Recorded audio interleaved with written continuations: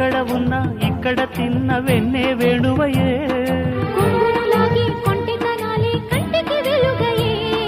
వన్నెలలో వెన్నెలలే వెచ్చని వెల్లువలయ్యే వరసిది పల్లె మళ్ళీ మురళి విన్నది ఆ పల్లె కళ్ళే పలుకుతున్నది